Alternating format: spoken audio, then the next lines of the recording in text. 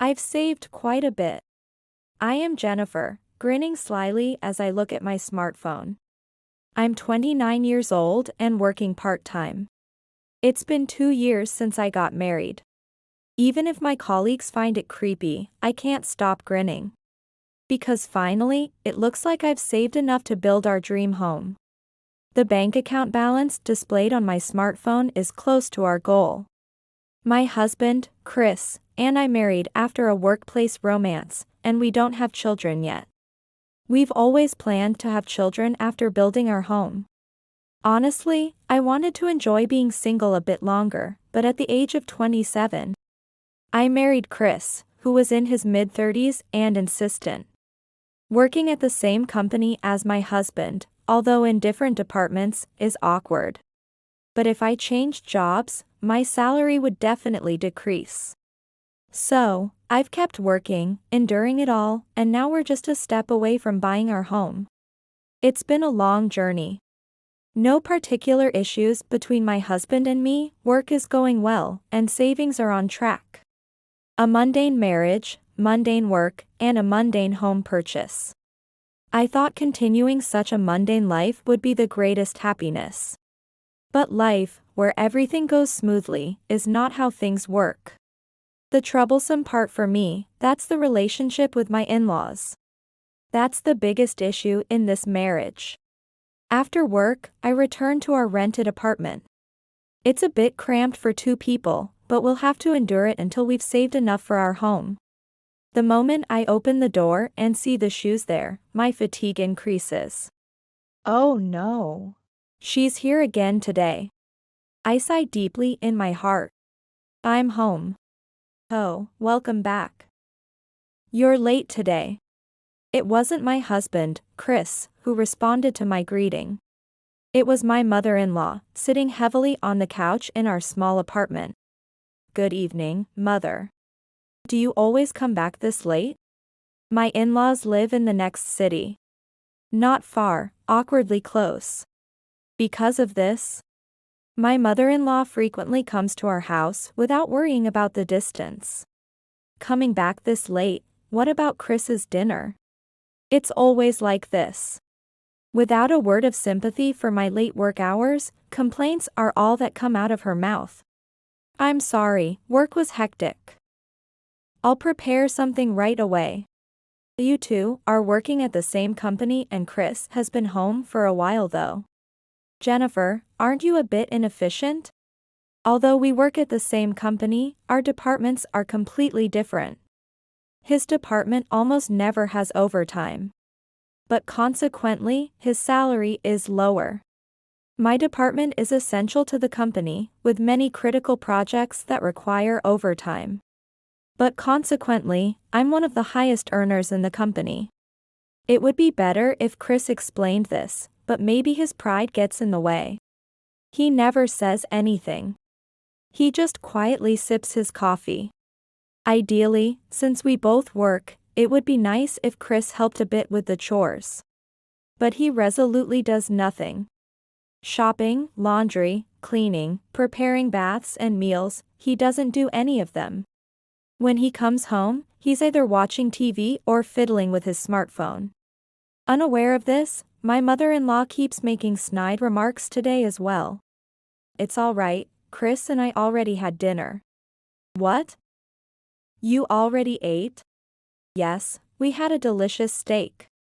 I wanted to treat Chris to something nice for a change, so I paid. I see. I almost jumped when I heard the name of the steak restaurant. It wasn't a high-end place, was it? I was surprised, but since my mother-in-law paid, well, it's okay. I thought I should just prepare my own dinner. But my mother-in-law stopped me. Though Jennifer, I hate to ask, but could you help me out? I had a bad feeling. I'm having a tough time this month. Could you help me out a little? Oh, I knew it. She frequently asks for money like this. But it doesn't make sense, right? You went to a high-end steak restaurant, right? I remember you said you were struggling last month too and begged for money. We're in the same situation with no money to spare. Yet you pretended to cry and manipulated me into giving you $300 last time, right? And many times before that. I want to say, aren't you the one who's inefficient, but I force a strained smile. I'm sorry, we're tight this month too. How could you do nothing when your parents are struggling? What a cold daughter-in-law. Who's the cold one here? You leave your son to go eat steak, ignore your daughter-in-law, and help out nothing at home. At that moment, my husband, Chris, finally spoke up. You are stingy, Jennifer. Mom's having a tough time, you know? Try to help her out a bit. But I really am struggling this month? Oh, well. Look, Mom, I'll help you out. Saying that, Chris sighed and took out his wallet, handing his mother as much as $500. Oh, Chris is really such a kind and wonderful son. You are my pride and joy, unlike Jennifer. Then she glared at me, who was too stunned to say anything, and headed straight for the entrance. As I sighed in relief, thinking she was leaving, she turned back and glared at me again. Chris, if you ever want to divorce a wife who squanders your salary, remember you can always come back home. Yeah. I'll think about it. With a loud bang, my mother-in-law slammed the door and left. What does that mean? Turning around, I see Chris already lying on the sofa with his smartphone in hand. I confronted him. Why did you give her $500? If we have that much spare, put it towards our household expenses. There's a reason I say this. Chris pays the rent for this apartment, but that's it. Utilities, communication bills, groceries, miscellaneous expenses, I pay for all of it. Simply because Chris won't. What are you talking about? I pay the rent, right? What more do you want from me, you greedy woman? That's always his excuse for not contributing more. I'm paying for everything else, including the phone bill for the smartphone you're holding. That's only natural. You earn more than me. Just a bit more than your salary. We're barely scraping by with living expenses and savings. Oh? You have room to save? Then you're fine. Look. Reacting to my mention of savings, he reached out his hand. What's with that hand? Mom took the $500, and now I'm out of money. Give me some pocket money. What? Don't joke. Despite claiming all his income beyond rent for himself, he always says he's short every month.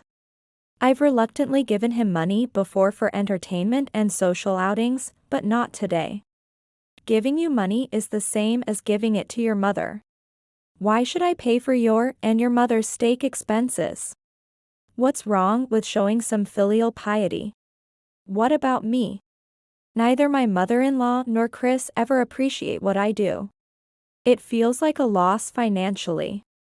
And what was that about considering divorce? Exactly what it sounds like.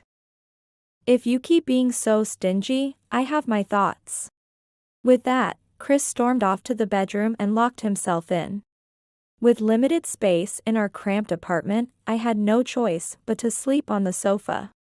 Amid these stressful days, my only comfort was checking my bank account balance.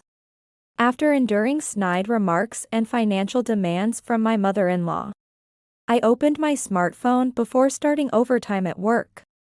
I logged into my savings account from my single days. Just a little more to go for our dream home. I froze as I looked at the screen. What is this? I stood up abruptly, apologized to my boss, and rushed home. Chris. Are you there? Huh? What's up? You're home early today. Chris looked surprised. Before him was an array of what seemed like high-end steak. And it wasn't just Chris there. Welcome back, Jennifer. We're here too. Both of my in-laws were there, not just my mother-in-law but my father-in-law as well. I wondered what they could possibly want. What are you doing? We're just having some steak. Want some, Jennifer? Steak. Where did the money for this come from? Oh, I had some extra income. Extra income.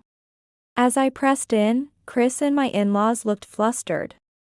Grabbing Chris by the collar as if to not let him escape, he resignedly handed me something. It was the bank passbook I had just checked online. I snapped it open. The transaction details left me speechless. What is this? How did you withdraw this? I just tried guessing the PIN, and it worked. It worked isn't the right response. What are you doing withdrawing my money without permission? The money I had painstakingly saved since before our marriage was gone. Chris, unabashed and smirking, admitted to withdrawing it freely. And I felt like I was going to explode with anger. Stop nagging. We're married, aren't we? What's yours is mine. Don't mess around. This is the savings I worked hard for before we got married. Give it back. Jennifer, what are you saying? What belongs to the wife obviously belongs to the husband, right? While being supported by Chris.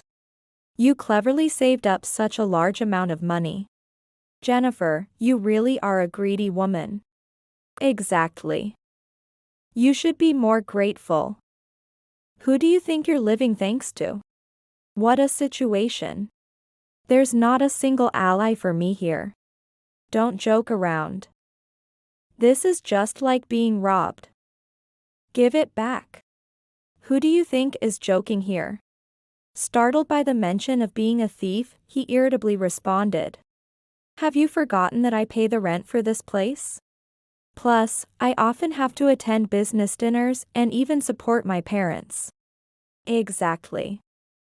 Chris is such a dutiful son. While I pay the rent, you're busy saving up.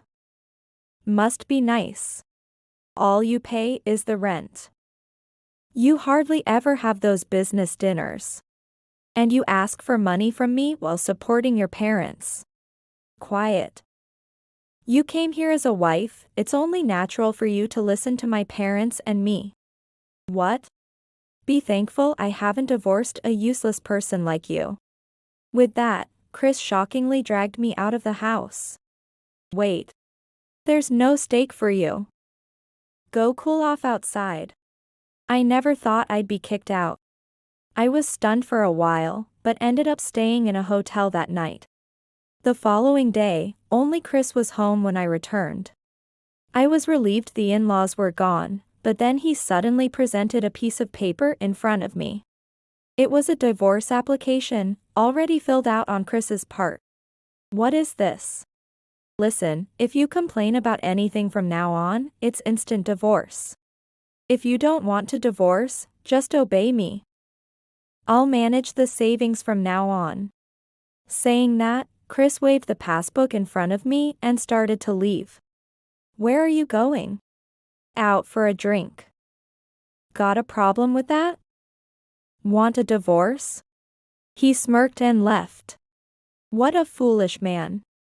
Does he think I'll listen to him just because he threatens divorce? By then, my affection for Chris had completely vanished. And about that passbook he took. Does he really think there's still money left in it? I had already withdrawn everything and transferred it to another account. It was risky to keep all my money in one account, so I have multiple accounts. The passbook Chris had was just one of them. I filled out my part of the divorce application. He is truly foolish. Leaving a signed divorce application is not a threat, but rather what I wished for. I grabbed the divorce application, packed my belongings, and left the house. I stayed another night at the hotel. The following day, I took a day off work and submitted the divorce application as soon as the office opened. Then, I headed straight to a real estate agency. I had found an interesting property while browsing on my smartphone at the hotel the night before. A new single-family home, close to a bus stop, perfect for commuting. I was almost love-struck by it. The exterior and interior were nearly ideal for me. I viewed the house and decided on the spot to buy it. Afterward, things were hectic. Staying in a hotel during the move would be too expensive. So I explained my situation and stayed at a friend's house while preparing for my new home. I had to arrange for new furniture and various other procedures. The busyness made me completely forget about my ex-husband and his parents. Hey, Jennifer. That's why I was startled when Chris showed up at my department one day. Oh right, we work at the same company, I thought. As Chris called out loudly and walked straight towards me. Drawing everyone's attention, he didn't seem to care. Why aren't you answering your phone? Didn't feel like it. Oh right, there were incessant calls from him. I ignored them because they were annoying and I was busy. You withdrew money from the account on your own, didn't you? Stop messing around. Why aren't you coming home? Do you really want to be divorced? Oh, it's fine. We will soon be divorced. Also, that money in the account is mine. I can do whatever I want with it. It seems he still thinks the threat of divorce works as blackmail. I said it nonchalantly, and his face went blank. What a silly expression. It's laughable. What? Divorce you. You prepared it so nicely. I gladly submitted it. What? I don't accept this. Whether you accept it or not, the divorce will be finalized in some months. Oh, I've already informed the company and completed the procedures. You might want to check if there's anything you need to do and report to your supervisor. With that, I turned my attention back to my computer. I'm busy. Divorce. Where are you living now, leaving your stuff at home? I took what I needed. I'm buying new things and living comfortably. So where are you living? It's none of your business anymore. Can you please not pry into someone else's privacy? After that, he fell silent. Eventually, unable to bear the stares of my colleagues and supervisors, he left the department silently. My colleagues sympathized with me, saying, "You have it tough." The comfort of my new home was unparalleled. The scent of a new build was irreplaceable, and the spaciousness allowed me to live comfortably. I had just moved in and still lacked many things I needed. Today, the appliances I ordered online were supposed to arrive. Just then, the doorbell rang.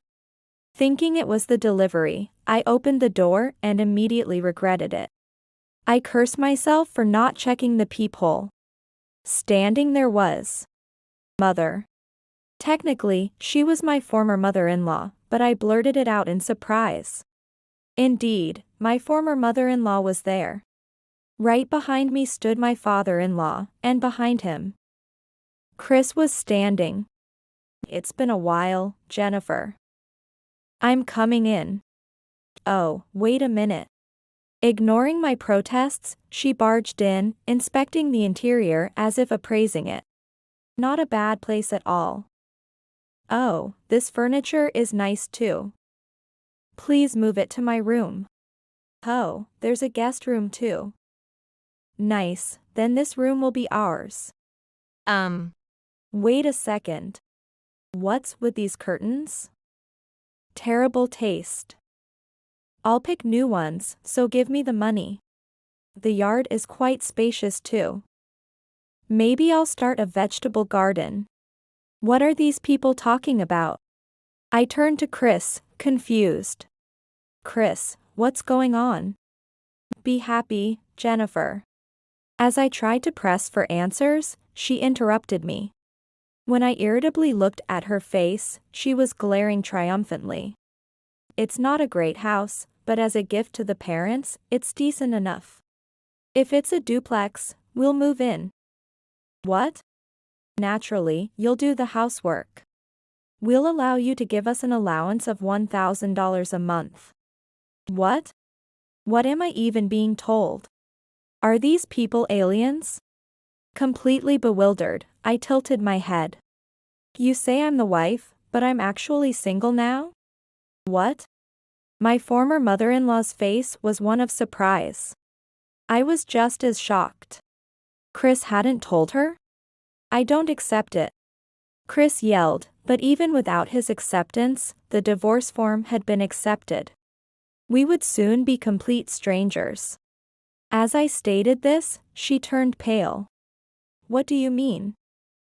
You're abandoning us, your parents. My parents live in the countryside. I've been thinking of inviting them over. Don't joke. This house is ours. No, it's mine. What is this woman saying? This is the house I bought with my own saved money. Then where are we supposed to live? I don't know anything about that. Apparently, my in-laws' house was sold. The contract was already finalized. They planned to live comfortably in this house with the money from the sale. And what they could extort from me. What a horrifying plan. I won't accept this, no matter what. She kept protesting, but it didn't matter. We would soon be strangers, and this house was mine. I won't accept it, absolutely not. Enraged, she tore down the curtains. Hey, what are you doing? Such bad taste. I don't need this. Since this is my house, I'll do as I please. That's right, a wife's belongings are the husband's. Your things are mine. Remember, I don't accept the divorce, and both my parents and I will live here. As Chris also shouted, the situation became chaotic. Just then, sirens were finally heard. I had discreetly called the police when Chris and the former mother-in-law entered the house. The police arrived just in time. Hey, what are you doing? We haven't done anything wrong. Exactly, if anyone should be taken, it's this woman. The three of them loudly protested against the police. Breaking into someone's home is a crime of intrusion, damaging property is vandalism. Did they not understand that? After a loud uproar, they were not arrested but were taken away. It was an utterly chaotic day. Later on, after being released by the police, Chris repeatedly tried to reconcile, only to end up in police custody each time. He also followed me to work, resulting in a strict warning from my boss after I consulted him. The news of Chris using my savings and storming the new house spread throughout the company. As a result, he was shunned by everyone and eventually resigned. It seemed to have taken a toll on his mental health, making re-employment difficult. The former in-laws, having sold their house, moved into the cheap apartment where Chris and I had lived earlier. It was old and poorly maintained, so it likely didn't sell for much. The three of them would probably live meagerly in that cramped apartment. With the money they had. Finally free from everything, I am enjoying a peaceful and comfortable life in my own home.